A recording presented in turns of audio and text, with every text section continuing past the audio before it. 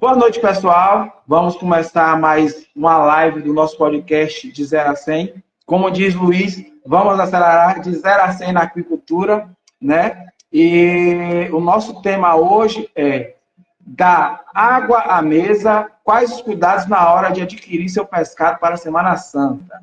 Então, é mais uma série que a gente está fazendo. A gente já teve a série do empreendedorismo, a série da parte de biotecnologia e a série agora da água à mesa, que é esse mês da parte de consumo de pescado, né, que a gente está discutindo hoje. Vai ter mais 2 lives ainda esse mês para a gente estar discutindo, trazendo esse tema sobre consumo de pescado por causa da Semana Santa, que é um mês para o nosso setor fundamental. Tá certo? A dinâmica vai ser uma dinâmica de mesa redonda. Eu, Luiz, Marcão e Dandara, que não vai poder participar, mas a gente iria cada um abordar um ponto, e aí os outros membros, eu, no caso, eu vou abordar um ponto, Luiz e Marcão vai discutir esse ponto e eu também, como também vocês vão estar participando da live, vai estar discutindo, mandando suas perguntas para a gente, e aí a gente vai ver a dinâmica de já respondendo, tentar responder logo no momento daquele ponto, para não ficar para depois, ficar muito lá distante. Tá entendendo? A gente vai fazer essa dinâmica um pouco diferente. No ponto de Luiz, a mesma coisa, ele vai fazer o ponto dele. Depois eu e Marcão vamos estar ali contribuindo no ponto. E aí, Marcão, a mesma coisa, eu e Luiz. Então, a dinâmica é um pouco diferente do que a gente tem feito, que tem sido feito as entrevistas. Tá entendendo? E eu quero aproveitar para lembrar vocês que já estamos com até a live 6, já foi colocado no Spotify e no YouTube. Sexta-feira agora vai estar lá, já está programada a live 7, que foi a live da semana retrasada com cultivo de ostra lá no litoral de Santa Catarina, com Esdras, vai estar sendo postado. Então, com isso, tanto no Spotify, na Apple Podcast e na Amazon Music, vai estar todas as lives até sexta-feira que a gente já fez. Só vai ficar pendente essa live, que aí eu vou tentar ver se eu consigo até o final de semana fazer a edição para a gente estar já disponibilizando na próxima semana. Em relação às entrevistas da FENACAN, eu só consegui editar 2 vídeos, a gente deu prioridade às lives, porque o pessoal começou a pedir as lives que a gente estava fazendo, então a gente deu uma pausa nelas. Aí eu vou voltar agora a editar elas, as entrevistas, que já está as entrevistas, os áudios no Spotify, só falta os vídeos para ser colocado no YouTube. Então, assim, todo o material hoje, até o momento, já está colocado, até a sexta live está lá, todas as entrevistas da FENACAN também já estão no Spotify. Como é podcast, então normalmente o foco principal é o streaming de música, o streaming de áudio. Então, já estamos lá cumprindo nossa parte. Só está essa pendência na parte do YouTube, com a última live e o restante das entrevistas da FENACAN. Tá certo? É só atualizar. Aproveita, segue a gente nas redes sociais, segue a gente no YouTube, que a gente precisa de seguidor lá no YouTube. Tá muito legal as entrevistas. Tem algumas pessoas dando feedback pra gente, muito legal. E aí vou pedir a todos que estão aqui que ajudem também a estar divulgando o nosso podcast. Se alguém que está aí no grupo, em alguns grupos, eu agora, quando eu mando as lives que eu coloco, eu já mando com o link, tanto do Spotify, da Amazon Music, da Apple Podcast e do YouTube. Então, cada um acessa o canal que é mais interessante para ele. Tá certo? Luizinho, vou passar a palavra para você. Boa noite, meus amigos. Aqui ainda não me conhece, sou Luiz Henrique Lins, engenheiro de pesca. Aqui um dos apresentadores do 0 a 100 na agricultura. E como o Deraldo bem frisou, hoje vai ser uma dinâmica bem diferente, né? Vai ser mais uma conversa, né, entre amigos, e quem estiver aí assistindo a essa live pode fazer pergunta que a gente para responder, certo? Então, assim, hoje vai ser essa dinâmica bem diferente. E, obviamente, mais uma live que é o oferecimento do nosso patrocinador master, né? Panorama da Agricultura, a revista pioneira na agricultura no Brasil, né? E a melhor publicação no ramo, né? Desde então. Né? Deraldinho, o tema nosso hoje é da água à mesa, não é isso? Isso, da água à mesa. Pronto. Só um momento aqui para eu... Vamos sim. Então, o meu ponto, pessoal, sobre a água à mesa, a gente ficou falando sobre a rastreabilidade dos produtos da pesca e agricultura. eu vou trazer um conceito aqui de rastreabilidade para vocês, para nortear o nosso ponto. Então, de acordo com a Comissão do Códex Alimentários, define rastreabilidade como a capacidade de acompanhar o movimento de um alimento em um estágio ou estágios específicos de produção, processamento e distribuição. Né? Então, o que quer dizer isso? Que a rastreabilidade é uma prática fundamental para monitorar e controlar a cadeia de produção, desde a sua origem, lá na pesca ou no viveiro, até o consumidor final. Ou quer dizer, na captura no navio ou na fazenda e até chegar à mesa do consumidor. Então, todo esse processo, a gente faz isso com o quê? Com a rastreabilidade. Hoje a gente tem muita questão de rastreabilidade dos produtos, televisão, celular, seja o que for. A gente tem toda a rastreabilidade disso. Já existem alguns produtos da pesca que, se não me engano, como o atum, Luizinho me corrige aí, ou alguém que esteja aí, que já consegue fazer a rastreabilidade do ponto que foi capturado o atum, quem capturou, como capturou, armazenamento dele, até a hora que ele chega lá para ser vendido no leilão no Japão, por exemplo, para chegar na mesa do consumidor no restaurante. Então, assim, já tem algumas espécies de pescado que fazem quando ele é capturado já tem algumas empresas... no espinhel, quando ele é capturado no espinhel, obviamente, você tem a marcação do GPS, certo? Então, ali, o observador de bordo, ele vai apontar o GPS, né, os dados do GPS da captura, a espécie, né, que o atum não é apenas uma espécie, né, são várias, ele vai indicar qual especificamente, né, e aí vai ter peso, né, comprimento, enfim, todos os comprimentos, né, do animal e data. Sim. Certo? Quando ele chega no porto de desembarque, obviamente vai ter todos esses dados, né? E também o atum, nesse caso, cada peixe é etiquetado individualmente, né? Então, assim, tem toda essa rastreabilidade. E aí, no porto de desembarque também é feito por um profissional específico, né? Ele bota aquela cânula na carne, né? E ali avalia a carne, se vai para exportação, se não vai, enfim, né? E tem todos os dados do peixe, desde o dia da captura até o dia do desembarque, depois cânula, e aí para a indústria, né? E da indústria eles ou exportação, né? Ou vai fazer algum tipo de manejo nele, né? No caso, enlatamento, né? Ou se vai ralar, vai ser enlatado, enfim, aí são outros processos. Mas dá para saber ali a rastreabilidade total dos animais. E depois eu posso falar mais um pouquinho também da parte, né, da tilapicultura, que também tem essa questão da rastreabilidade já muito bem feita. Isso. Então, voltando um pouco mais ao conceito, que aí o Luiz já deu a contribuição dele da parte da pesca, daqui a pouco ele vai trazer a parte da agricultura para a gente.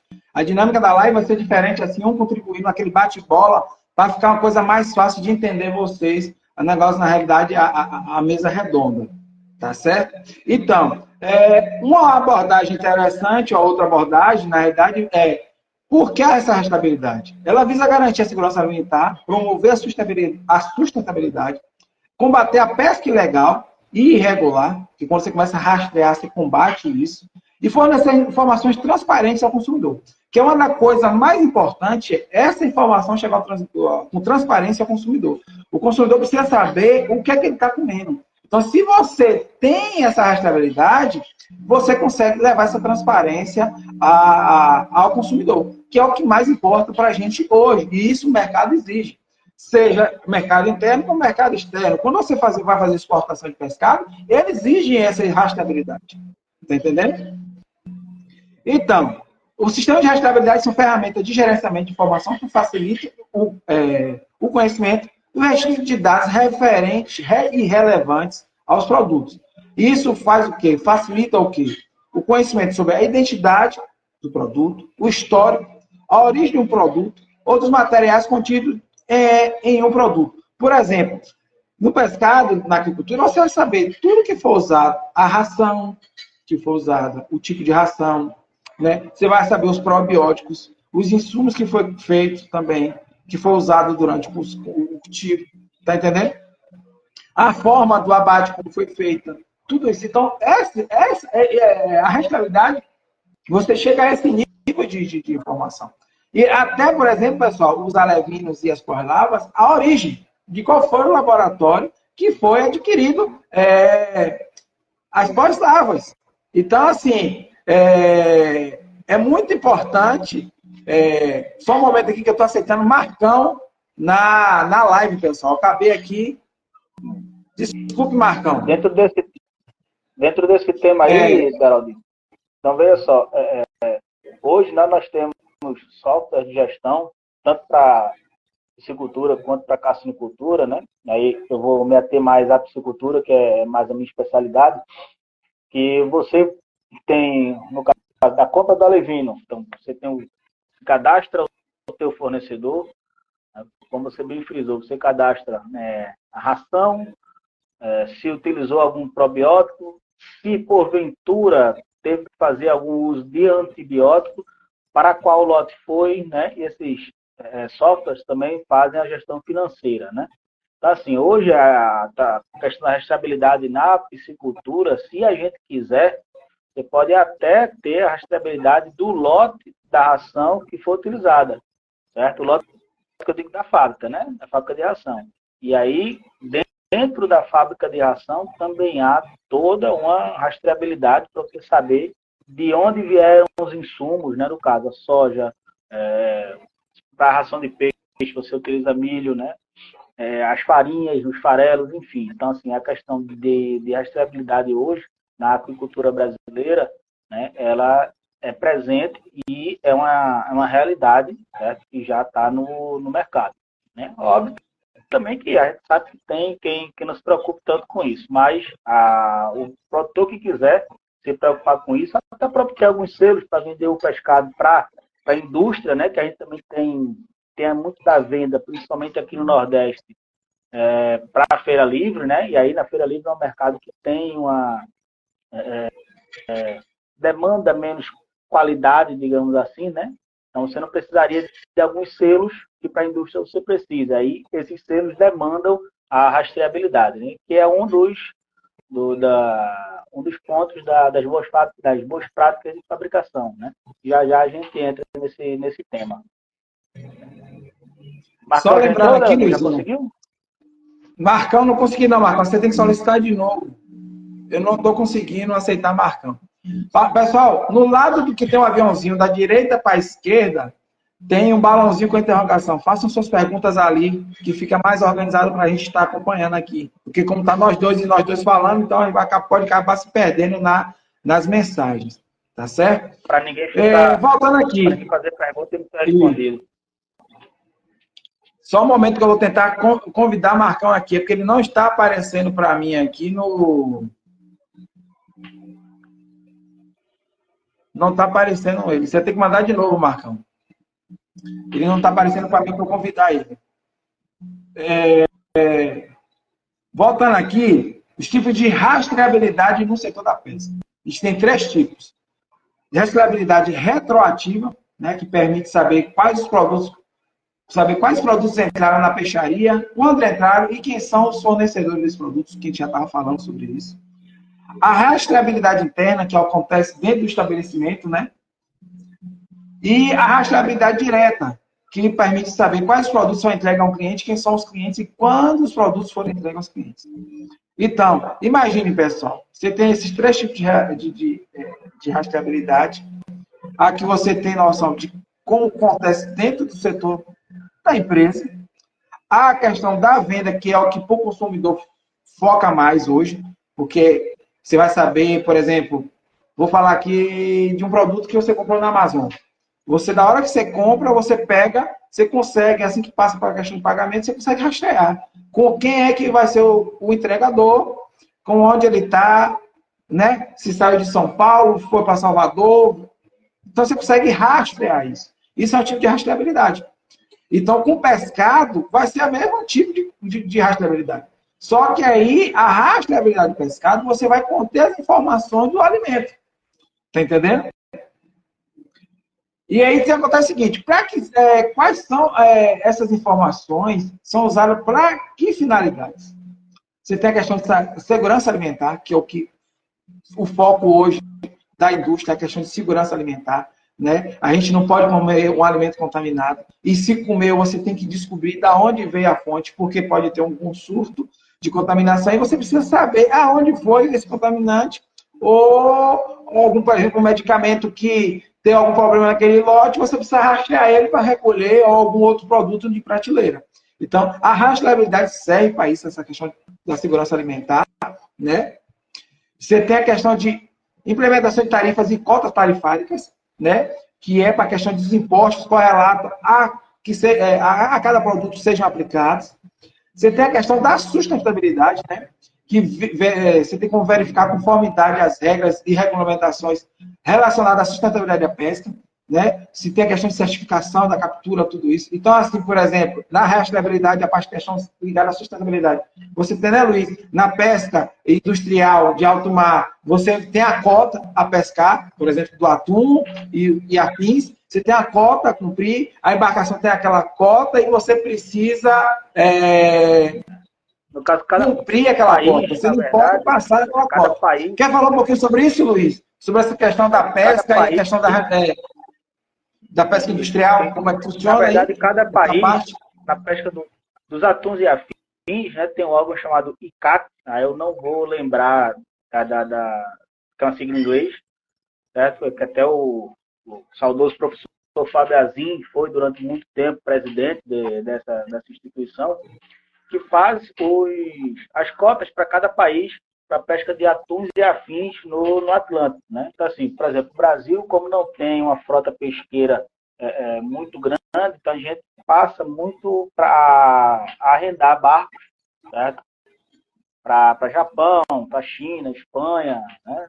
Enfim, para outros países, e vem aqui, pescam os atuns na nossa zona costeira, né? Na zona costeira não, desculpa, a zona econômica exclusiva, e a gente consegue cumprir essa meta dessa cota, porque caso o país, num determinado ano, não cumpra essa cota, né, pesque menos, então vai ter esse déficit, vai ser repartido entre os outros países e, consequentemente, no outro exercício, né, no outro ano de exercício, a cota daquele país vai diminuir. Então, assim, só falando um pouco mais da rastreabilidade, né, acho que eu repeti alguma coisa aqui que eu já falei, né, que quando o peixe é capturado, né, no oceano, tem todos os dados dele, né, os dados zootécnicos, né, peso, comprimento total, enfim, tem um profissional específico para fazer a anotação desses dados, que é o observador de bordo, né, cada barco deveria ter um, né, não sei hoje como está, né, até Bruno, que participou de uma live com a gente, Geraldo, já foi observador de bordo, tá bom? E aí, como eu já falei, tem a marcação do ponto de GPS, onde o animal foi capturado, ele é envolto na panagem para ser estocado na câmara fria da embarcação, tá? Dentro daquela panagem tem todas as informações necessárias ali. Então, por exemplo, qualquer animal, né, na indústria pesqueira de grande porte, né, capturado aqui no Brasil, quando chega no porto de descarga, né, de desembarque, descarga e desembarque, ele vai ter toda essa rastreabilidade, né, onde foi capturado, tamanho, né, peso, enfim, espécie, né, espécie específica, né, que o atum tem, como eu já falei, tem o tunus albacários, o tunus alalunga, né, o tunus obesos, não é somente o tunus tinus, que é o atum azul, que é o mais famoso, então são várias espécies, e aí, dentro da questão da rastreabilidade, o observador de bordo vai anotando tudo isso, né? E depois vem toda aquela questão que eu falei, né? Para fazer o processamento, né? Há um outro profissional, que já não é observador de bordo, ele trabalha em terra, trabalha na recepção dos animais, tem como se fosse um canudinho, chamado cânula, certo? Ele insere aquela ali na carne do animal, retira uma amostra, certo? De carne, e dali ele vai observar as características e dizer para onde aquele animal vai se destinar. Olha o Marcão aí. Marcão voltou. Boa noite, boa noite. Está dando algum erro aqui, porque agora eu não consigo visualizar Deraldo. Não tem problema não. Visualiza a gente. né? E aí, né, recapitulando, entra na parte de piscicultura, né? Aí a gente tem na rastreabilidade desde do laboratório, onde a gente comprou os alevinos, certo? Até a ração que a gente usou, a ração de todos os outros insumos, né? A ração, se a gente quiser até saber os lotes que foram utilizados durante esses 8 meses ou 6 meses de cultivo, desculpa, a gente tem acesso a isso, né? Há alguns softwares que dão esse espaço para inserir isso no espaço da ração. E aí você tem todo o caminho que o animal percorreu, certo?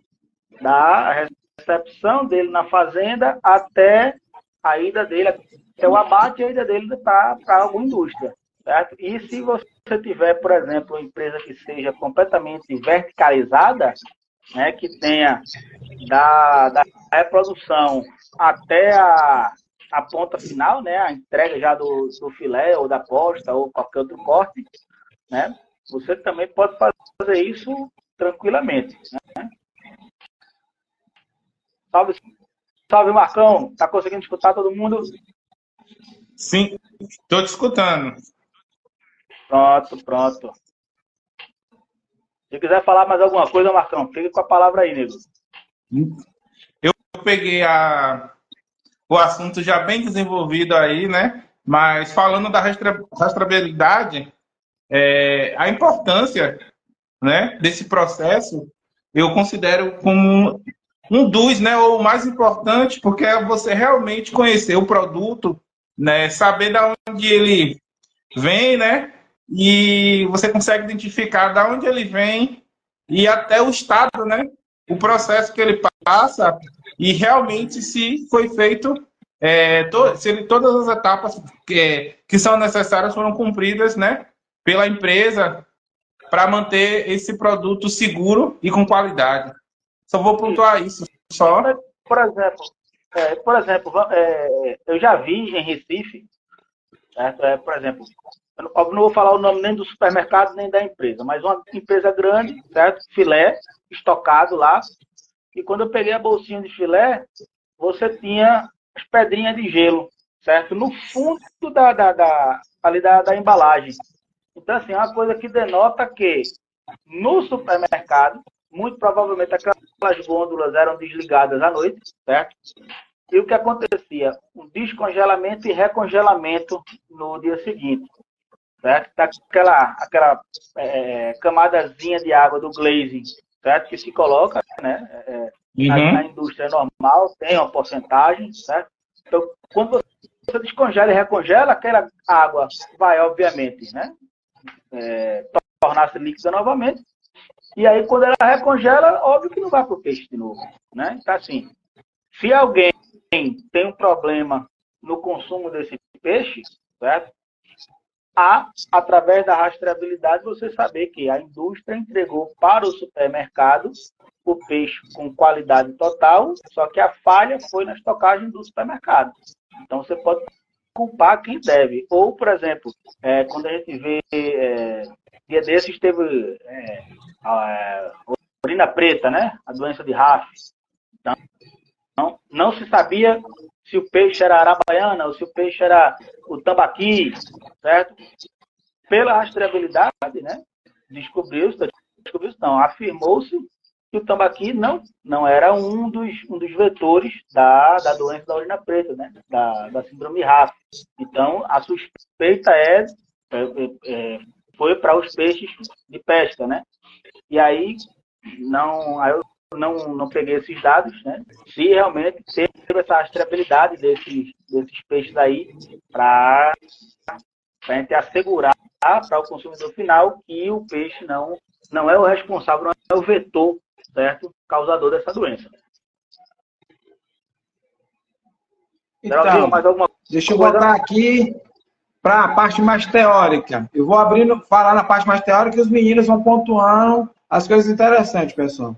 Para a dinâmica ficar assim também, para quem vai ouvir, né, que não seja da área, entender melhor também a parte teórica, vamos assim dizer.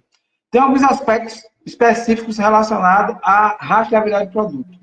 Aí a gente tem a identificação da origem, que a gente já falou, a documentação e registro, no caso, né? A documentação completa, a questão de registro dos processos de produção, incluindo informações de espécie, quantidade, data de produção, método de cultivo, entre outras coisas, isso relacionado à agricultura. Aí a gente tem as certificações e os selos, né? Certificações de práticas sustentáveis, selo da Marine Stewardship Council, da MSC, da pesca sustentável e de selo certificado de certificação orgânica, que a gente tem a Primar, tinha esse selo de certificação orgânica pelo cultivo de camarão e ostra, se eu não me engano, no Ceará, né, Luiz? A Primar tinha esse selo de certificação. Rio Grande do Norte. Rio Grande do Norte. Então, ela tinha essa certificação orgânica. Se eu não me engano, era na época, não sei agora, era a única no setor que tinha essa certificação orgânica. Para vocês terem ideia, eles não usavam a ração, produzia de forma natural, entre aspas, vamos assim dizer, eles provocavam a produtividade primária a todo momento ali, e a ostra fazia o papel de filtragem no sistema. E aí eles vendiam com essa pegada, esse selo de certificação orgânica, e os produtos dele tinham um valor agregado maior no mercado por causa disso. E o ciclo deles demorava mais, se eu não me engano, próximo a 1 ano, do camarão, porque demorava uma coisa que era uma coisa mais natural, não era uma coisa que se estava colocando na ração. Então, a densidade deles era menor na época. Isso, trabalha com 10 camarões por metro. Aí, na verdade, densidade menor. 10 camarões por metro, e aí 10 camarões por metro, realmente, se você fizer um simbiótico bem feito, né? Você vai fazer com que toda aquela comunidade bentônica se prolifere e dali o camarão se alimenta, certo?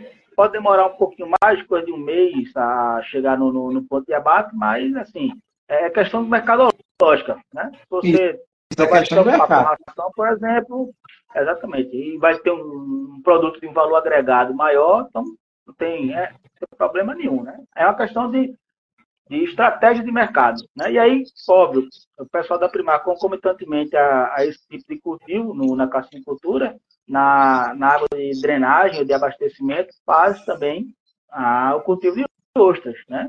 E aí, obviamente, a ostra vai filtrar, né, toda essa matéria orgânica, né, que está ali presente na água do viveiro, né, principalmente na água de drenagem.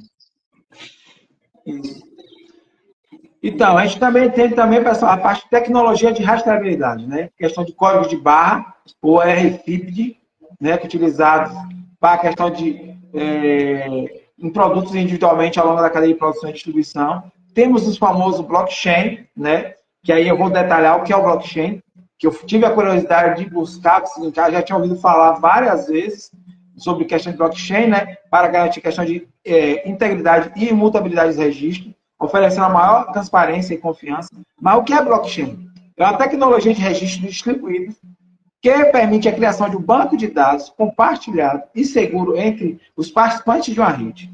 Essa tecnologia é conhecida por sua capacidade de proporcionar transparência, imutabilidade, segurança e descentralização. Então, quando você busca uma tecnologia, ela precisa passar confiança, né? Então, isso é seguro. Hoje, a coisa mais importante hoje, com a era da internet, do jeito que está aí, é a questão de confiança. Vira e mexe, a gente ouve que vazou na Dark Web a senha do Google ou de qualquer outros provedores de e-mail. Né? Então, a gente precisa ter uma confiança nessa tecnologia também. Fale. Deixa eu botar fogo aqui no debate. Você falou aí de internet e tal, não sei o quê, certo? Então, nessa semana, né, nos grupos de internet aí, nos grupos do WhatsApp, aí surgiu duas criaturinhas, certo? Que estavam colocando lá no History. No History não, no Reels, no Instagram. Comer tilápia é pior do que comer bacon. Certo? Assim, hoje em dia, em tempos de internet, cada um faz a sua desinformação, né? E aí teve uma senhora e um senhor, né? Ela, meu Deus do céu, ela confundiu tilápia com peixe marinho, uma coisa horrível, e o camarada estava dizendo que a ração tinha metal pesado. Então, assim, você vê o nível de desinformação do pessoal. Até com a questão do bacon, né? Como se o bacon fosse, assim, o grande vilão de alimentação do mundo, né? E não fosse Quem não gosta de a bacon? overnutrition com a... Né? Então, assim, em tempos de internet, com esse tipo de desinformação, que, na minha opinião, isso daí deve ser alguma coisa encomendada, certo? E, inclusive, os dois colocaram o mesmo texto de chamada, tá bom? Eu acho que eu tenho ainda o link dessas duas criaturinhas, né? Mas todo mundo já denunciou, enfim, já deve ter até caído esse vídeo do pessoal. Mas em tempos de internet, em tempos de desinformação, que você... tanto a informação para o bem ou para o mal, é muito rápida a disseminação, a velocidade, certo? Olha, a Raíssa falou que denunciou os dois perfis. Então, assim, você ter essa questão de boas práticas de fabricação, né? Boas práticas de cultivo e ter rastreabilidade, né? Que a rastreabilidade faz parte, né, das boas práticas, é importantíssimo, até para que você consiga combater, certo? Esse tipo de desinformação, né? De pessoas que não são do ramo, certo? Um dos caras tem até uma formação que poderia entender alguma coisa, tá? Mas não são do ramo e vem falar besteira, para não falar outra palavra aqui, né? Sobre o nosso cultivo, né? Eu entrei até em contato com a doutora Silvia, né? Ela viu o vídeo do Segundo Cidadão e trabalha onde, marcando, Luiz, para o pessoal entender. A doutora Silvia é pastora. A doutora Silvia é pastora, é uma das melhores formuladoras de ação do Brasil. Certo? Hoje ela é formuladora da Aquavita, né, empresa onde eu trabalhei até fevereiro, né, agora. Hoje eu estou como gerente de produção da Lacerda Pescados, né, como já falei, unidade, uma aqui em Paulo Afonso e outra unidade em Jatobá, Pernambuco. Então, assim, mas assim, eu tenho um canal direto com a doutora Silvia, e assim, quando eu enviei, ela ficou horrorizada com o tipo de desinformação, meias verdades e de besteirol, né, que esse cidadão colocou. É impressionante. Geralmente essas coisas vêm na Semana Santa, vocês já notaram? Sempre tem um palhaço fazendo alguma desinformação do pescado na Semana Santa. Sempre. Então, aí, então, doutor, pessoal, professor tipo... Lucemário também viu a publicação. Salve, salve, professor. Boa noite. Olha, professor Lucemário, pronto, e num dos grupos que eu participo, certo? Até falei lá que seria muito interessante, né, que algum órgão, mais especificamente a Peixe BR, ou até mesmo o MAPA, certo? O Ministério da Pesca, MPA, fazer alguma publicação institucional, certo? Falando desse pessoal que está fazendo um desserviço, certo? Que aí, querendo ou não, eles estão falando mal tanto da suinocultura quanto da tilapicultura, né? Dizendo que são dois alimentos ruins. Tá? Então, o vídeo institucional, certo? Ou do MPA ou da PSPR, para que isso seja desmentido, certo? Coloquei no grupo, né, no grupo que a gente participa, o Francisco está nesse grupo, né? Espero que ele tenha visto e espero que se faça alguma coisa nesse sentido, porque realmente é difícil. Todos os anos, né, no período de Quaresma, sempre tem algum palhaço, me desculpa, eu vou falar, algum imbecil, certo? Para fazer algum tipo de postagem nesse sentido.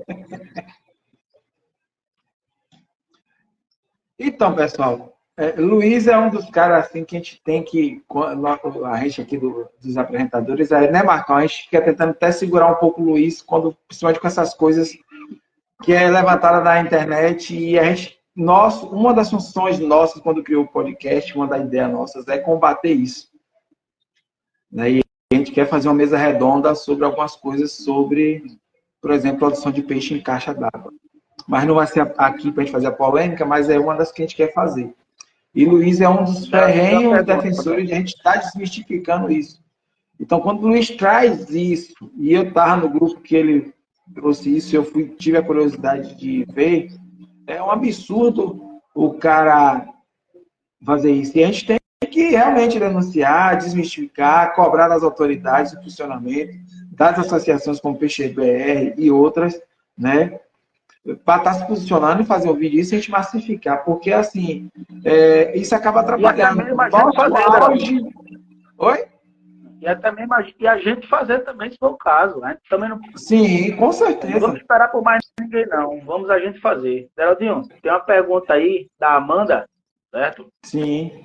Sobre a rastreabilidade. Temos como ter acesso a essa informação nos produtos? Sim, sim.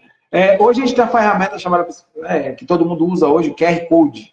Né? Normalmente, hoje, você está tendo acesso às informações dos produtos, às empresas que já estão aderindo, através de QR Code, né? Ou qualquer outro código que tenha no... Né? Tenha no produto para você ler. O código de barra vem muita informação.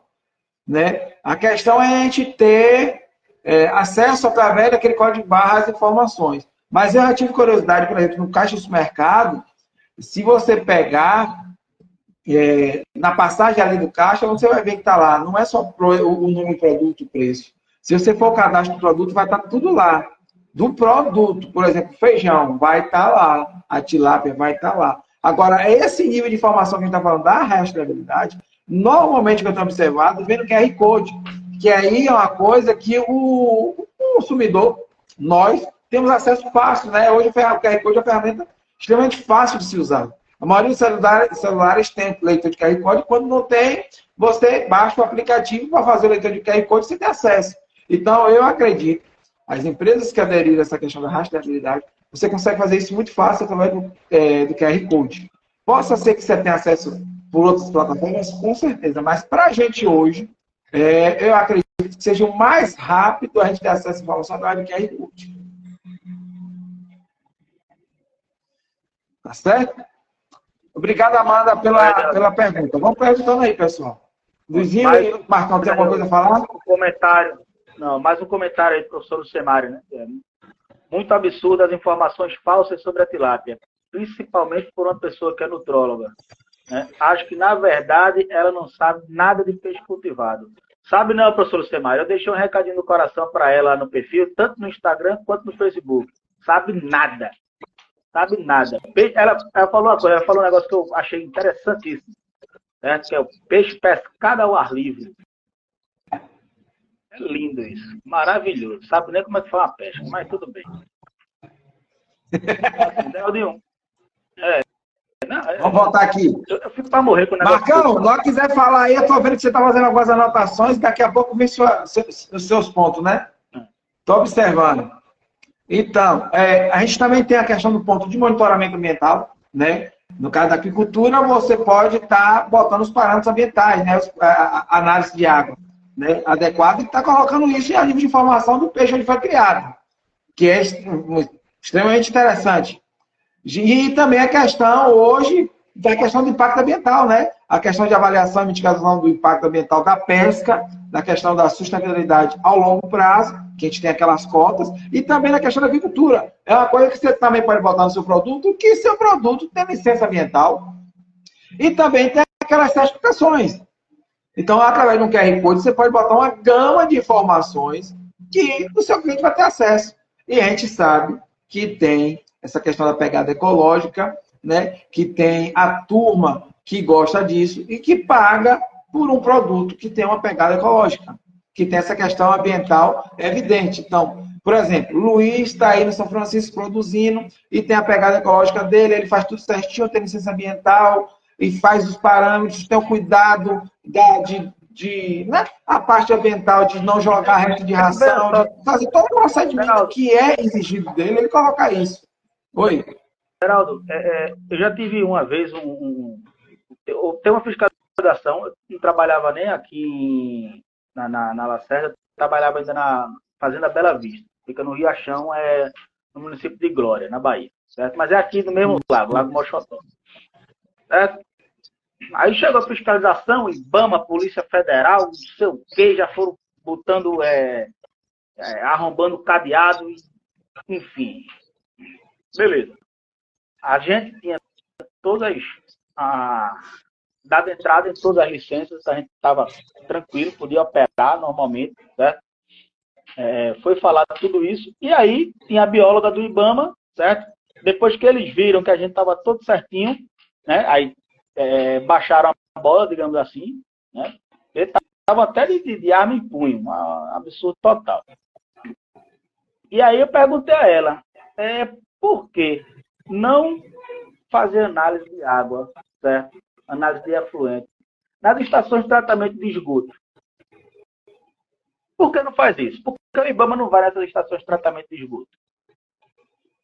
Certo? Porque, assim, é muito fácil, né, falar que a piscicultura ou que a aquicultura, digamos, destrói, né? Mas, assim, quem mais quer uma água de qualidade é o aquicultor, meu amigo.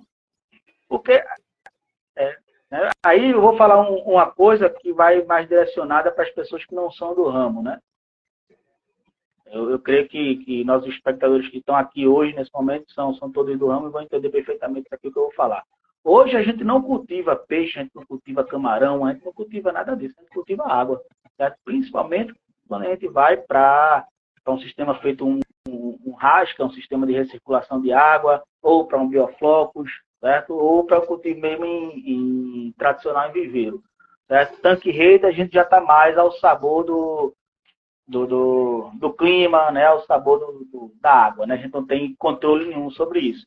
Mas, mesmo assim, certo? Em grandes corpos d'água, né, como é o Açude do Castanhão, ou como é o Rio São Francisco, ou a barragem que fica o pessoal de Santa Fé do Sul, a gente, né, nós somos os maiores interessados em manter o nível, a qualidade da água. Porque se eu não tiver uma água de qualidade, como é que eu vou cultivar o meu peixe, como é que eu vou cultivar o meu camarão? Aí vem o ecochato, certo? Falar besteira para mim, meu amigo, pelo amor de Deus. Agora, ninguém faz análise na saída da água da estação de afluente. Eu quero ver fazer análise lá. Aí ali vai dar nível de carbono, nitrogênio, fósforo altíssimo, porque não faz direito esse tratamento de água, esse tratamento desse afluente, do esgoto doméstico. Esse sim, certo? Dentro dos grandes corpos d'água, como é aqui no São Francisco, certo? O maior vilão para a gente. E isso o Esdras falou para a gente semana retrasada, né, Luiz? Sobre a questão do cultivo de ostra lá no litoral Santa Catarina. Ele contou para a gente que precisa, para a produção de ostra, uma qualidade de água boa, e ele só consegue no sul do litoral de Santa Catarina hoje. E eles estão com receio de ter problema ambiental lá, como disse. Pois aí ainda vai ter ecochato, certo? Falando besteira, dizendo que a ostra está poluindo. Quando a ostra, na verdade, é um filtro, porra. Né? A gente que não sabe ter nenhuma, né? E vem falar besteira, se meter meter o nariz onde não sabe, não falar sobre o que não sabe. Isso é horrível. Né? O brasileiro acha que tem que ter opinião formada sobre tudo, como diria Raul Seixas. Não, a gente tem que saber, a gente tem que opinar sobre o que a gente sabe. O que a gente não sabe, a gente deve ficar calado e aprender. Com certeza. Marcão caiu de novo. A gente vai ver se ele volta aqui. Na internet dele A gente tem a questão ainda que o pessoal perguntou sobre a questão né? A gente tem onde ver, ainda tem um ponto aqui que eu tenho, questão de comunicação e transparência, né? Questão de informação ao consumidor, né? Questão de fornecimento de informações claras ao consumidor sobre origem, método de produção, método de cultivo e práticas sustentáveis, por meio de rótulos e embalagens. Tem algumas empresas que têm essa estratégia de fazer alguma coisa nos rótulos ou embalagens, ou também a questão de plataformas online, onde disponibiliza toda a rastreabilidade de produtos, permitindo que os consumidores rastreiem a origem dos produtos que compraram. Né? Como eu falei, o QR Code hoje é uma ferramenta que facilita isso. Então, você vai ter acesso à questão dessa parte de método de produção, origem, essas coisas, e como também da questão da rastreabilidade do produto. Como o Luiz falou, você acha que uma empresa que vende pescado, ela não consegue rastrear se seu pescado chegou no supermercado, que tem o pessoal o costume disso para economizar, desligar as frisas e ligar no outro dia de manhã. E você percebe através disso a questão da qualidade do pescado. Eu já percebi isso na carne suína. Por exemplo, comprando as costelinhas de porco ou aquelas picanhas suínas e Por mais que estivesse na validade, quando eu abri para ir fazer um churrasquinho, a carne a gente sentia que estava o gosto passado. De a gente não ter condições de comer e ter só de assar para dar ao cachorro, por exemplo, para não perder a carne, ou ao ponto que já teve de forma de eu pegar a carne que nem para o cachorro tinha condições de dar. De eu ter que realmente descartar pelo fato do supermercado ter feito esse processo de desligar a freezer toda noite.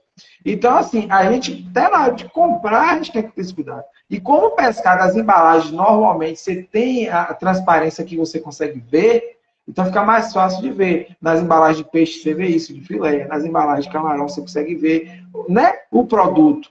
Então, dá para você ver a certa qualidade. Vai ver 100%? Não vai, mas você consegue ver uma certa qualidade no produto ou não. Geraldinho, Aí, Paulinho, veja Paulinho aí. É daqui de Glória, né? Dizendo que Sim. no Sudeste o pessoal planta café, coloca o QR Code nas embalagens com essas informações, desde a produção até chegar ao consumidor, né? Aí aqui, grande, ó, Matheus. Mateuzinho é figura carimbada aqui, né? Mas tinha um supermercado aqui perto do meu bairro que se você fosse comprar polpa de fruta, logo o supermercado abre, ela está líquida. Pronto, isso daí é certo, meu amigo. É certo. Que desliga a gôndola à noite para economizar energia. Só que você economiza energia, mas você desperdiça É a qualidade do pescado. Do produto, né? Não só do pescado. Pescado, qualquer carne que seja congelada, né? As polpas de fruta. Então, assim, esse é o supermercado para você não ir. Ou pelo menos para não comprar produto congelado lá. Se for para comprar fruta, verdura, ok. Né? Ou biscoito. Que aí não tem como errar. Mas produto congelado, não. Né? Então, assim, para tudo na vida, né? Já vou entrar aqui no outro ponto, Deraldinho, se você me permite, é que para tudo na vida... Deixa eu terminar o meu. Deixa eu terminar o meu. Será que a parte do seu ponto? Deixa eu terminar aqui, finalizar aqui. Para a gente fechar. Tem também a questão da conformidade com as regulamentações, né? A questão de normas internacionais, quando você vai exportar pescado, né? Que é relacionado, estabelecidas com a FAO, né? E aí o que acontece? Vem uma pergunta, por que implementar a rastreabilidade na sua empresa? Né? O sistema de rastreabilidade é um negócio de alimentos, em particular no setor de agricultura tem diferentes motivos. Então, de acordo com a empresa, vai ter um motivo e vai ter um porquê e uma justificativa. Na questão do pescado, a gente tem a questão de conformidade regulatória, né? Que o sistema de rastreabilidade é um requisito para o gerenciamento do negócio de alimento. Isso é só o pescado, é toda a questão de alimento, você precisa dessa rastreabilidade, né? Você precisa de questão de transparência e confiança, então você precisa ter um sistema de rastreabilidade que garanta a transparência das informações, né, dos produtos em todas as partes interessadas, né? Desde a questão inicial ao final do processo, e isso gere uma confiança, uma segurança para o consumidor, né? Respostas rápidas e eficazes, né? A questão de que por meio disso traz informações confiáveis e documentação completa que facilita a troca de informações, intervenção rápida e eficaz das autoridades competentes no caso de problema.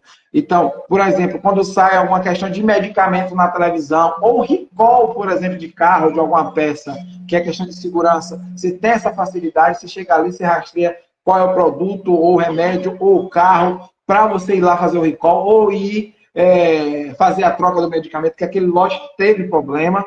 E isso, pessoal, nessa questão de rastreabilidade, os produtos sempre são testados durante o processo né, da hora que sai da fábrica ao consumidor final. São pegos e feitos testes para isso, para estar vendo como é que está a questão da alimentação. Né? Gerenciamento eficiente de estoque. Com a questão da rastreabilidade, você consegue gerir um estoque de forma mais eficiente, né? Onde você consegue acelerar os arranjos logísticos para melhorar os requisitos de armazenamento, né? E questão de troca de informação. O Regis trouxe isso para a gente semana passada, semana retrasada, sobre a questão da ostra, que ele faz viagem toda semana para a região de São Paulo, e ele vai sempre levando a ostra, sempre monitorando o estoque dele e dos clientes para ele estar atendendo na maior agilidade, né? E com qualidade de pescado, porque ele tem os parceiros dele, além dele produzir ostra, ele tem os parceiros dele que entregam o pescado. Então, assim, essa questão da rastreabilidade na agricultura e na pesca é essencial para garantir a responsabilidade da indústria, né? Promover práticas sustentáveis, assegurar a segurança, assegurar a confiança dos consumidores na procedência do produto e na qualidade dos alimentos que eles estão recebendo.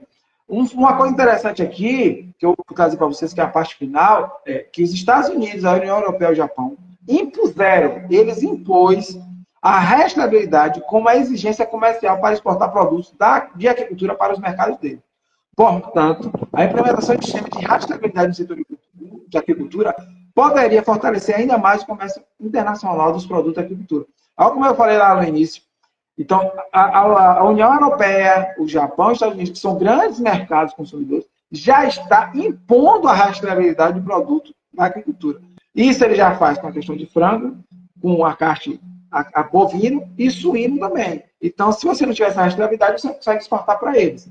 Então, a coisa hoje fundamental na questão do pescado é a gente implementar isso a nível de cadeia, não ficar só em alguns pequenos trechos. A gente precisa fazer isso em toda a cadeia da agricultura e da pesca, essa questão da rastreabilidade, para a gente ganhar um mercado internacional também, tá certo? Então, o que eu queria falar da rastreabilidade, e aí eu estou aberto a perguntas aí, Luiz e Marcão, aqui, vão fazendo, a gente já teve algumas perguntas, mas eu acho que vai surgir algumas outras sobre questão de rastreabilidade também, vocês podem estar fazendo aí nessa caixinha de interrogação. Vou passar para o Luiz. O Luiz está falando sobre o tema de boas práticas de fabricação, tá certo, pessoal? E aí, se vocês tiverem alguma coisa interessante, além desses dois pontos que a gente está tocando, e que Marcão, se ele conseguir voltar, também vai tocar, vocês vão perguntando para a gente ir sanando essas dúvidas, tá certo? Pronto. Então, vamos lá. É que a rastreabilidade é um dos pontos, né, dentro das boas práticas de fabricação. Que aí a gente pode falar boas práticas de fabricação ou também de cultivo. Que, querendo ou não, a gente fabrica carne, né? Fabrica proteína, que é o termo da moda aí, né? Eu sempre falo carne, mas enfim. Então, assim, dentro dessa questão, né, das boas práticas de fabricação, qualquer pessoa que já tenha, seja da nossa área, que tenha feito um estágio, né, na aquicultura, seja ela de tanque elevado, de viveiro ou tanque-rede, sabe que a gente tem uma série de manejos, certo? Por exemplo, vamos lá, a gente tem um manejo sanitário. Então, eu limpo, né, vamos falar de tanque-rede, que é a realidade que eu estou vivendo atualmente. Então, assim que a gente faz uma despesca, a gente retira esse tanque da água, a gente passa um jato, lava ele todo, revisa a malha, então, aos comedouros, certo? Estão lavados, né? Os comedouros e as tampas são lavados, são expostos ao sol. Então, assim, há todo um manejo sanitário, certo? Para se garantir que não haja nenhum tipo de contaminante nos peixes, né? Contaminante, que eu digo, é um contaminante bacteriológico, certo? Se a gente vai para viveiro, por exemplo, né? Aí entra a parte de camarão também, né? Além da piscicultura. Tá aí, amigo nosso do Daniel, do Triângulo do Camarão, que entrou agora, né? Sabe que a gente, entre ciclos, a gente tem que fazer uma desinfecção do viveiro, então a gente vai passar ali cal, ou às vezes até cloro, né? Aquela matéria orgânica que fica entre um ciclo e outro, para a gente fazer toda essa descontaminação, certo? Toda essa limpeza, digamos assim, para que no ciclo seguinte, né, os animais tenham um bem-estar, né? Tenham ali como eles performarem no máximo possível para o cultivo. Porque, na realidade, a gente não cria peixe nem camarão. A gente tem que ganhar dinheiro, né? O peixe ou o camarão é um vetor para se ganhar dinheiro. A gente tem que pensar nesse sentido.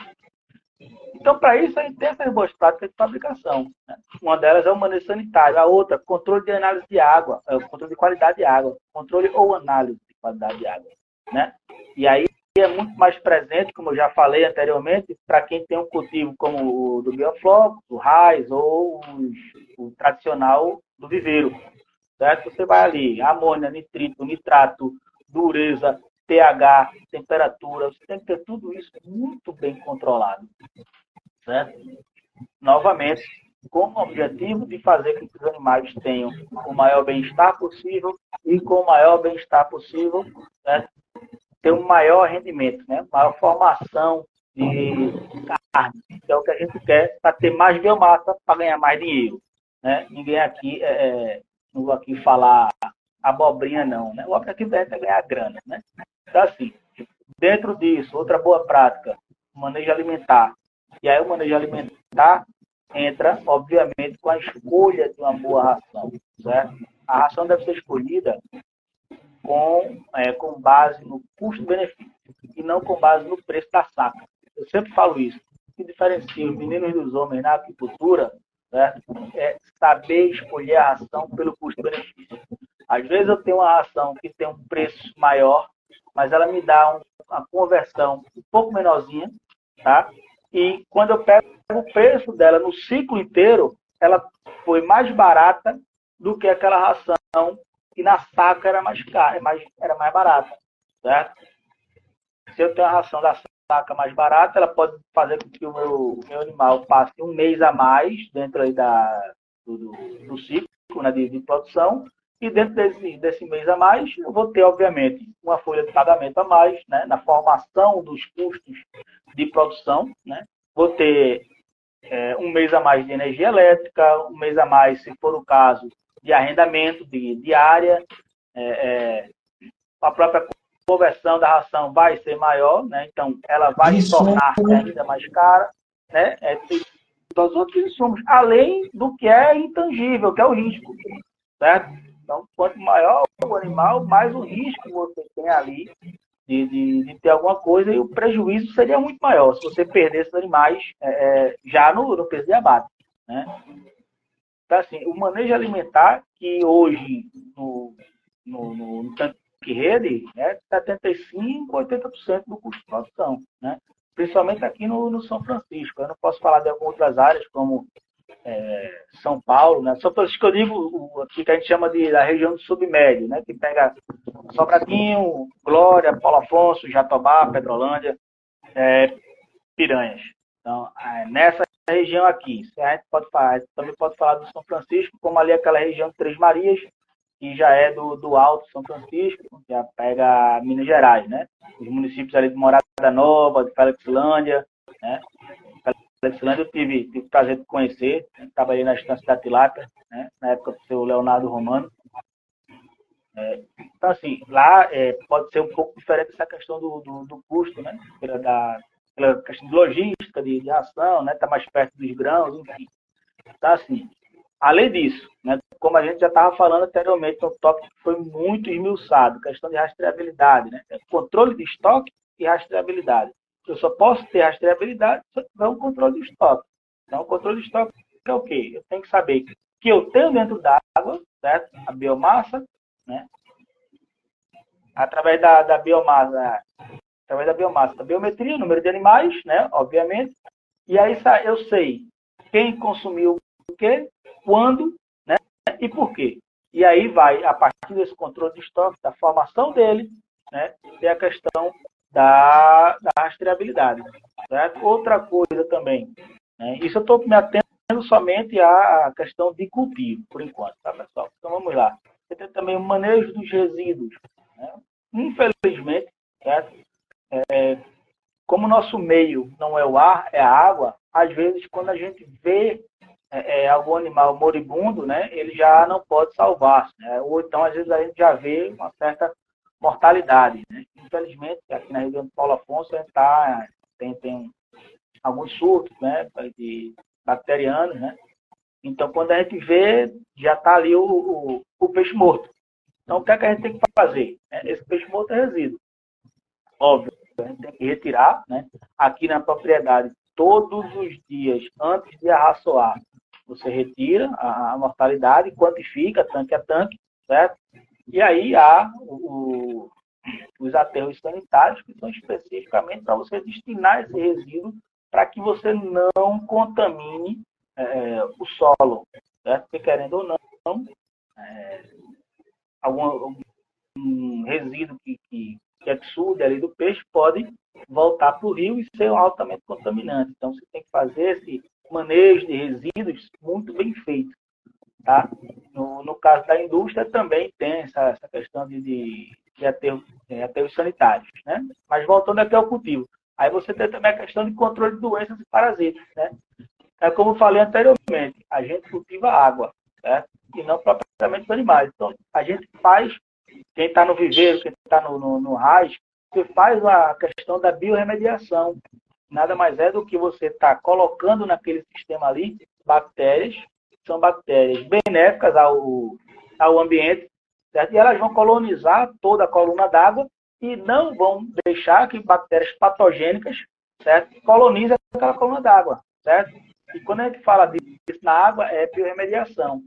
Quando a gente pega essas mesmas bactérias, certo, e incorpora na ração que esse animal come, aí é a questão de probiótico. É a utilização do probiótico propriamente dito. Então, vai fazer a mesma coisa, só que no trato gastrointestinal do animal. Certo? Essas colônias bacterianas, essas bactérias vão colonizar todo o trato intestinal do animal e vão, por competição, certo? Não deixar que bactérias patogênicas atuem ali.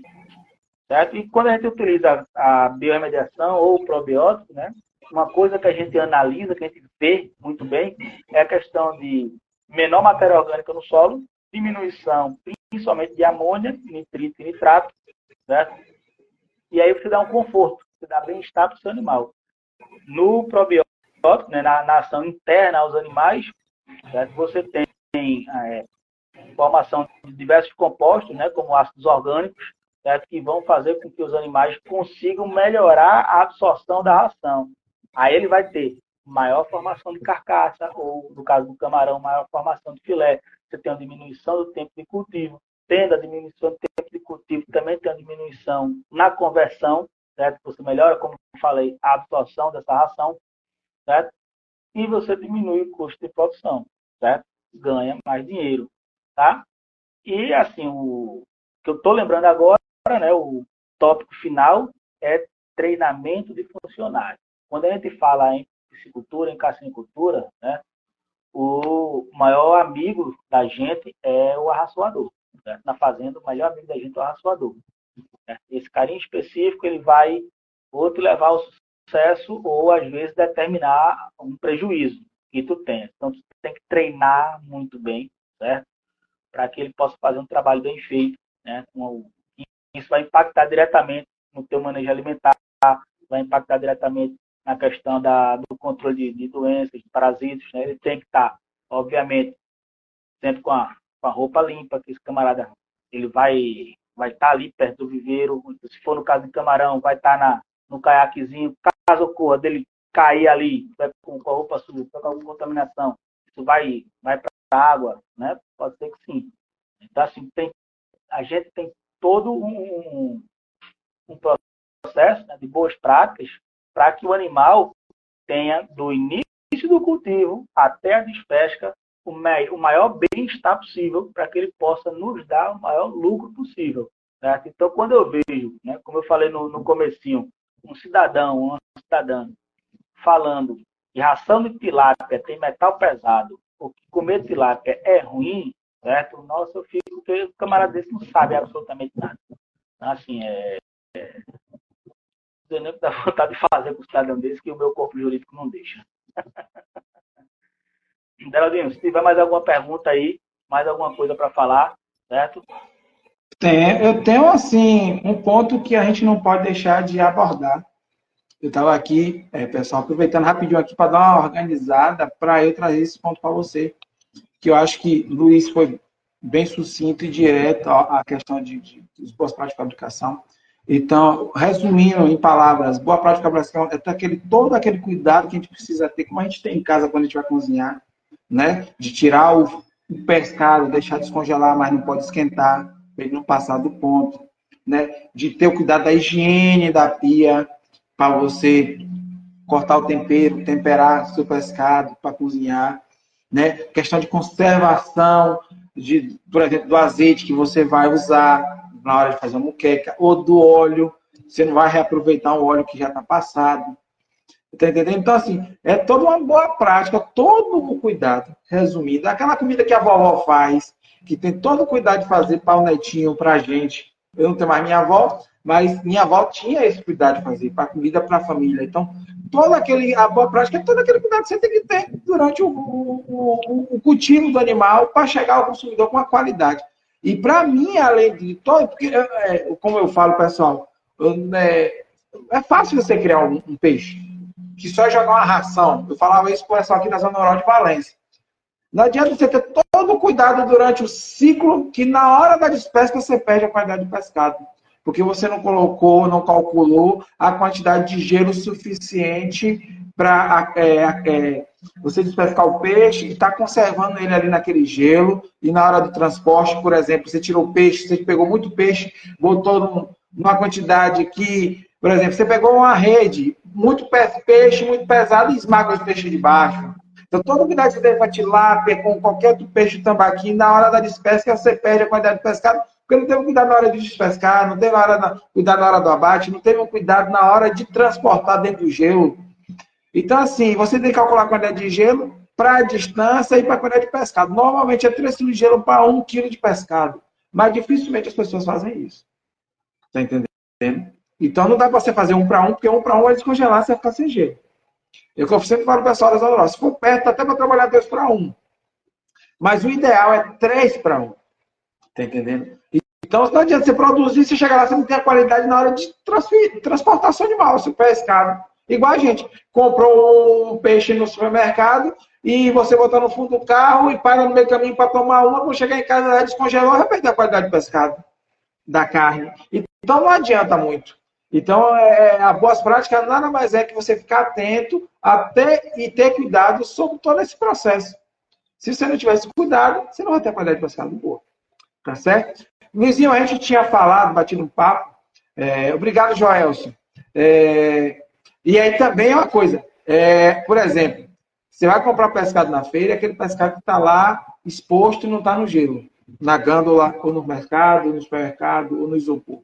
Então, você já não vai pegar um pescado bom, porque ele não está no gelo conservado. Tá entendendo? Eu tive o cuidado na foto da postagem nossa de pegar um pescado que ali tinha polvo e alguns tipos de peixe no gelo para mostrar a você, já chamar a atenção em relação a isso. Fala, Luizinho. Cara, eu já vi na minha atuação por aí, né? Gente que faz a despesca, certo?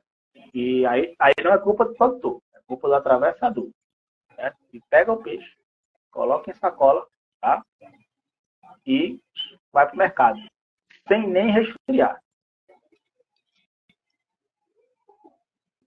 Complicado. Pois é. Que qualidade de pescado vai ter esse, pessoal? A gente tem que ter bastante crítico em relação a isso. Então, assim, como é que a gente vai ter qualidade? Então, a gente vai entrar no tema agora, que a gente precisa fazer a educação do consumidor. Se a gente não fizer essa questão da educação do consumidor, a gente não vai conseguir fazer todo o processo e se o consumidor não está educado, não está ensinado, vamos assim dizer, a reconhecer quando o produto não está bom. Então, além do que eu já falei, questão de rotulagem, transparência, campanha de consciência, certificações, a gente precisa fazer o quê? Uma educação contra as fraudes, sobre as fraudes. Como? Realizar campanhas educativas, né? Incentivando os consumidores a observar a cor, textura e odor. Peixe é uma coisa muito fácil de você ver. A textura da carne, o olho, as guerras, se não tiverem vermelha. Eu estou falando aqui, a maioria do pessoal aqui é da área, então não precisa estar detalhando isso. Mas a gente precisa levar essa informação de como escolher. Tá entendendo? Um pescado, ver se o pescado está bom ou não. O cheiro diz muita coisa, pessoal. Você cheirar diz muita coisa. No cheiro você já percebe se está bom ou ruim. Outra coisa que a gente precisa fazer é promover workshops em supermercados e feiras, para se mostrar, né, para o consumidor reconhecer sinais de frescor, de identificar possíveis adulterações dos produtos. Eu já peguei pescado aqui em Valença, que o pessoal botava no formal para trazer do sul da Bahia para cá. E o pessoal, eu percebi que eu fui comprar, que estava em cima de uma caminhonete, no gelo, eu disse, dá uma olhada. Sempre com minha curiosidade. Quando eu chego lá, eu senti o cheiro de formol. Fácil, fácil.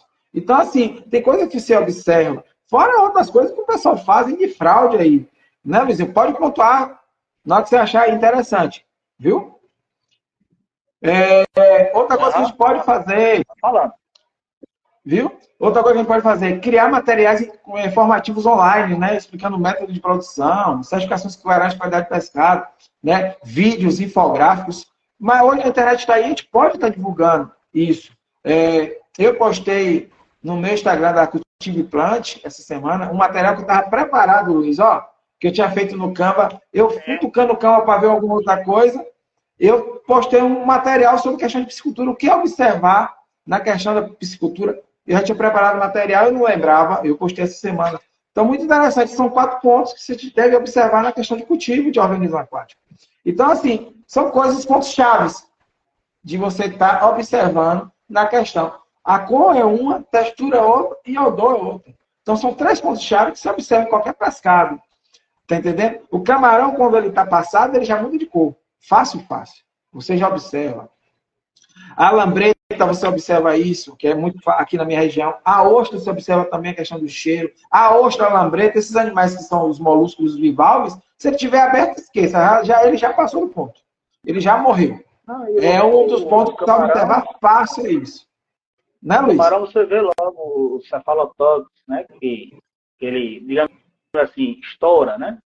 Melanose, né? Que é o camarão bem enegrecido. Então, assim, são indícios de que aquele animal ali ou foi mal abatido ou foi mal acondicionado, né?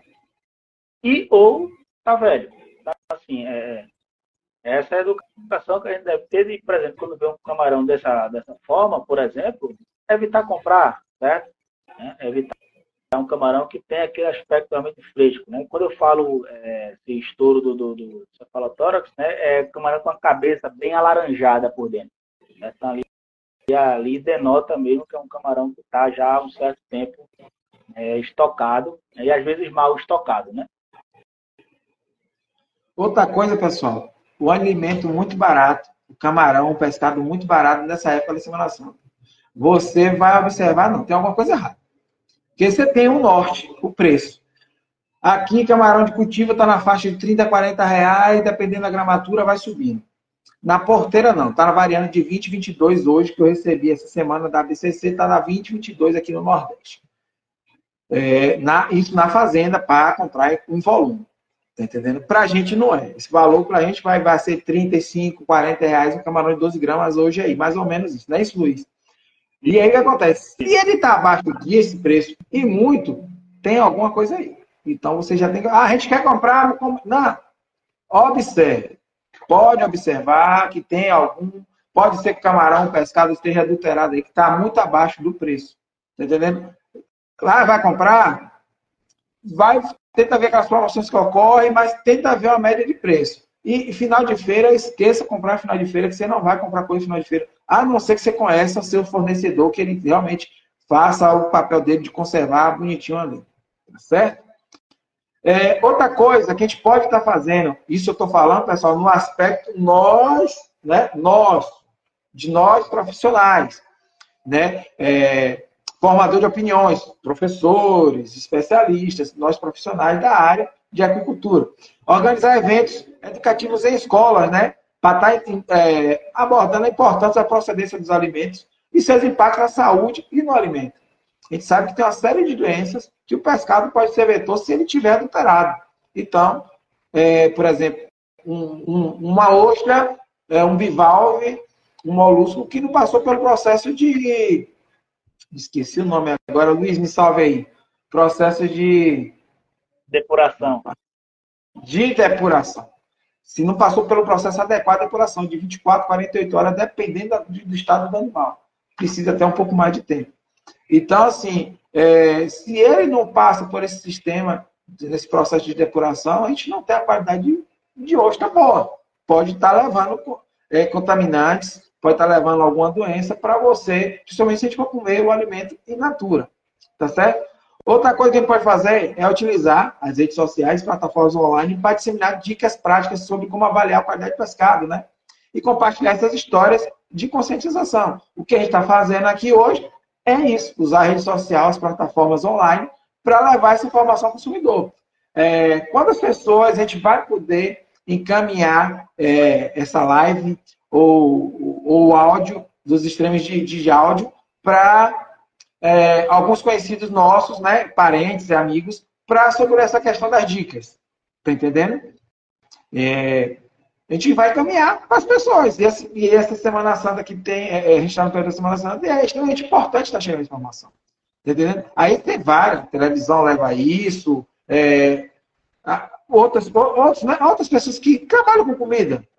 Por exemplo, mais você com a Ana Maria Braga, que faz sempre questão de comidas, e nesse período da Semana Santa ela faz comida. E fora outros programas que tem aí que também se fazem. Outro ponto interessante, a questão de canais de denúncia, né?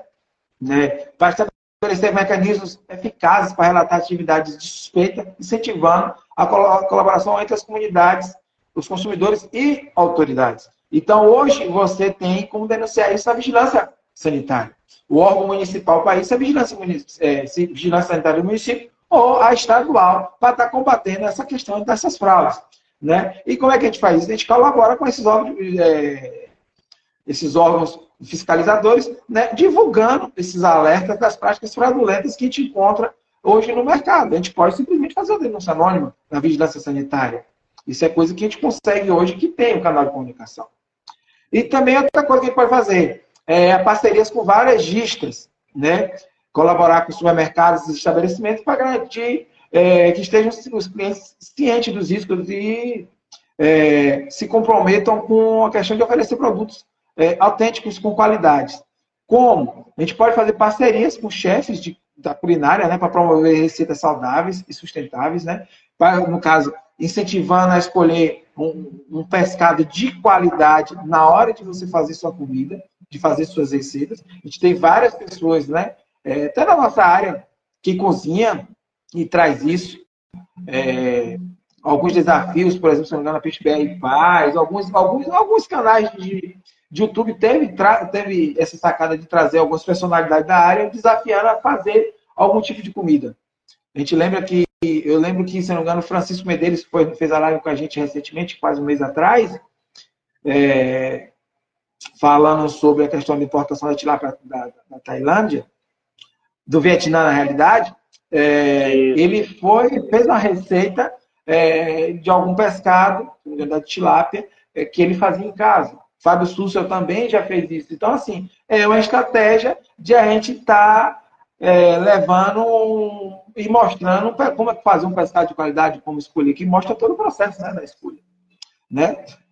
Então, essa questão dessas estratégias visa o quê? Fortalecer a relação, né, da educação ao consumidor e promover mais escolhas conscientes do mercado de pescado. Então, a gente está fazendo essa live, nessa mesa redonda. Pena que Dadara não pôde participar e Marcão caiu e não conseguiu voltar. Provavelmente está chovendo muito na região de Marcão, porque ele já tinha alertado a gente que lá está chovendo. Internet, cara. Está na região da Chapada e a internet dele lá é ruim. E aí acaba caindo e não conseguindo voltar. E aí, Luiz, a questão de educação, eu fechei aqui. Bora abordar o ponto que Marcão seria, que é a questão dos mitos e verdades, que você já falou sobre a questão né, que o pescado o bacon é melhor que o pescado, e tem algumas outras coisas que a gente pode trazer também. Por exemplo, como essa. O pescado é melhor do que o bacon, sempre. Pescado é melhor que o bacon. Sempre melhor. E se for de tilápia, então, maravilha. Luiz, lembre aí aquele ponto que eu achei extremamente interessante que Ezra falou sobre a questão da ostra, que é uma questão que tem muito mito, e ele falou sobre a verdade da questão do consumo de ostra, que diz que é proibido para gestante, que é proibido para isso, proibido para aquilo, e na verdade, porque continue aí. Tem uma associação de cultivo de ostra com questão de bactéria, né, que ocasiona meningite, enfim, N coisas, né? Inclusive teve um caso Herder até falou, era um integrante da banda de Ivete Sangalo, se eu não me engano, né? Ele consumiu a ostra, né, que tinha algum contaminante, que ele teve essa meningite, depois veio a óbito, infelizmente, né? Mas, enfim, dentro desse processo, né? Dentro dos mitos e verdades, você tem que saber realmente o que acontece, na verdade, dentro dos cultivos, né? Dentro das fábricas, e o que não acontece. Por exemplo, o Edras, como ele bem falou, ele escolheu muito bem o ponto de criação dele, o ponto do cultivo dele, que é justamente para ter uma água de qualidade. Aí a gente vai voltar àquilo que eu falei. A gente cultiva a água, certo? Antes da gente cultivar o animal, a gente cultiva a água. Porque a água é o meio, óbvio, que o peixe, que o camarão, que a ostra vive. Então, se o meio que ele está, certo, for de péssima qualidade, a gente também vai, obviamente, ofertar ao consumidor final um produto de péssima qualidade, né? E o inversamente proporcional, né, também é verdadeiro. Se a gente tem uma água de qualidade, o nosso peixe, o nosso camarão, vai ser de qualidade. Então, no caso do Edras, ele tem um ponto de cultivo que é livre de qualquer tipo de contaminante, livre de bactérias. Ele faz regularmente análise dessa água. Então, é uma ostra que está livre, por exemplo, de coliformes fecais. Tá? Então, assim, a ostra que ele comercializa é segura, totalmente segura para qualquer pessoa, certo? Inclusive para gestantes, tá bom? Então, assim, quando a gente vai falar um pouco dessa questão de verdade, tem isso, né? Tem muito fala assim, o surubim é remoso, né? Muita gente aqui do Nordeste fala isso, né? Eu falei surubim porque foi o primeiro peixe de couro que me veio à mente, né? Mas tem surubim. Isso, pintado, peixe de couro é remoso. Camarão, né? O pessoal fala, camarão é remoso. Não. Eu tive um professor na universidade, né? Saudoso professor Nicodemos, Deus o tenha, que ele dizia, rapaz, nada é remoso. Agora, se você tem alergia àquele tipo de carne específica, aí o problema é seu, né? Mas, assim, o próprio porco, dizem, porco é remoso, grávida não pode comer porco, se está com uma ferida não pode comer porco. Né? Porco, camarão ou peixe de couro, assim, isso não tem nada a ver. Certo? E o professor Nicodemos, né, só para que fique bem claro, ele era médico. Né? Então, assim, não é um leigo, né? não é Luiz Henrique que está afirmando isso categoricamente. Foi um professor que Luiz Henrique teve e era médico. Né? E aí, os meus colegas de turma, pronto, Bruno, né, foi um dos meus colegas de turma, que teve aula também com o professor Nicodemos, e é um cara que pode, né, afirmar, né, pode confirmar essa informação. Certo? E aí a gente tem, entre vários mitos e verdades, aquele processo que muita gente fala, o peixe cultivado é pior do que o peixe de selvagem, porque aí vem um imbecil falando, porque o peixe cultivado tem hormônio. Até tem a tilápia no primeiro mês de cultivo, né, para fazer a reversão sexual. Mas, nesse primeiro mês, até ela chegar ao prato do consumidor, aí já passou mais de um ano, meu velho. Tá, assim, não tem resquício nenhum de hormônio na carne. É antibiótico demais. Para isso existe uma legislação, né? Para isso existe uma coisinha chamada tempo de carência. Tá? Tem até estudos do Embrapa que confirmam isso aí. Tá? Que você, a partir do momento que você para, né, de dar antibiótico para o animal, caso necessite, certo? Até a despesca, certo? Tem que ter um período de carência de no mínimo 14 dias. Então, depois desse período, certo? Você não vai ter resquício nenhum, repito, nenhum, da molécula do antibiótico. Então, é um animal que está extremamente seguro para o cultivo. Também falam, o salmão selvagem do Alasca tem ômega 3 e o cultivado não tem. A gente coloca até a cor da carne do salmão na ração, meu velho, porque a gente vai botar ômega 3. Né? Então, assim, como eu falei anteriormente, o brasileiro gosta de falar sem saber. Certo? E quando, na verdade, a gente, para dar opinião sobre alguma coisa, a gente tem que ter informações, né? Tem que deter informações para que fale a verdade e não venha falando sobre essas duas criaturinhas que eu citei no começo. Tá bom? Também tem aquela... Vou perguntar ao nosso público aqui.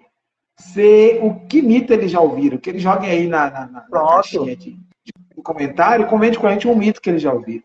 A gente cansa de ver vários mitos. O Luiz comentou sobre a questão de consumo de peixe de couro, animal de couro. Os antigos têm esses costumes de evitar. Minha mãe fala muito isso quando a gente faz alguma cirurgia, alguma coisa. É remoso. Eu acredito muito que os antigos falam sempre porque tem alguma questão. Eu respeito, procuro não, eu evito. Mas, assim, já foi comprovado, como ele está dizendo, que foi o médico que falou para ele. Eu só faço respeitar, porque é mãe, a gente acaba respeitando a opinião. Igual a mesma coisa. Não tome suco de manga com leite, que faz mal. Oi? Que vê só, por exemplo, e eu adoro tomar suco de manga com leite. Vamos falar especificamente do porco, certo? Sim. Antigamente o pessoal fazia o cultivo do porco, que era aquela pocilgazinha ali atrás no quintal de casa, resto de comida, certo? O porco fica ali naquela lama tal, tem essa ginata, que é muita infecção, certo? Através da carne de porco mal passada contém essa ginata. Hoje, se você pega, por exemplo, o porco que a gente compra aí de uma dessas grandes marcas, de um desses grandes frigoríficos, né? Que eu não vou fazer propaganda de ninguém.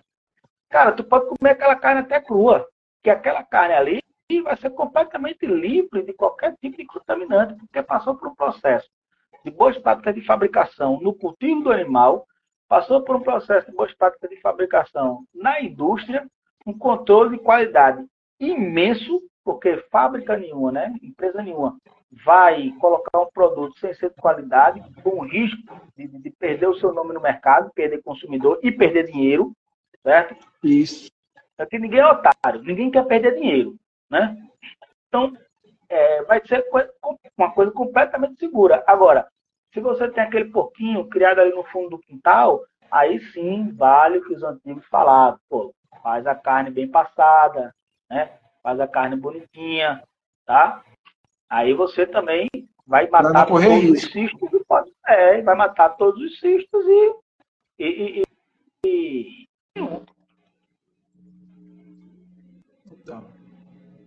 Então, pessoal, era isso que a gente queria apresentar para vocês. A gente se passou aqui, não agradeceu no meio da live do nosso patrocinador, mas a gente vai estar aqui agradecendo. E queremos trazer nosso patrocinador macho aqui, a Panorama da Apicultura. E queremos trazer para vocês que vamos estar fazendo os sorteios das assinaturas que a gente falou no início, que a gente fechou parceria.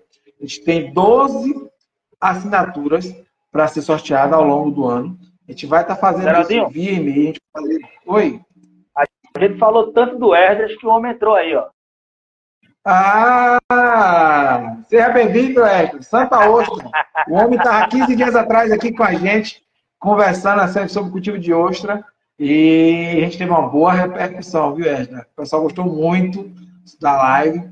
E a gente não vai demorar muito tempo para trazer você de novo, não, para trazer algumas novidades aí. Tá certo? Voltando aqui sobre a questão da Panorama, hoje eu já alinhei com a Fernanda da Panorama, né, sobre essa disponibilização das lives, dos sorteios, né, das assinaturas digitais. A gente vai estar colocando nas nossas redes sociais, no Instagram, né, lá o regulamentozinho para participar, para vocês participarem, para nossos seguidores, né, participar. E a gente vai estar fazendo esse sorteio no Instagram e postando depois quem for o ganhador. Tá certo? A gente tem 12. Então, a gente tem janeiro, já com a pendência de janeiro, fevereiro e essa de março, agora. E daqui a pouco vai ter de abril.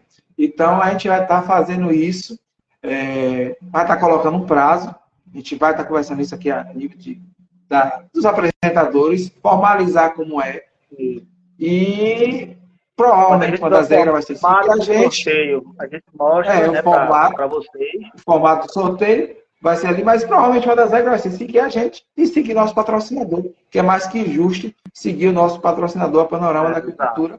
Né? A gente está fechando algumas parcerias aí, também para estar trazendo para vocês coisas interessantes, mas uma assinatura Um ano de assinatura da Panorama grátis para quem for sorteado. Não é ruim, não, né? Ter acesso a muita informação, sabe? Eu sou assinante da Panorama há um bom tempo e é lá que eu recorro para ver as atualizações, novidades do setor, de artigos, de referências, né?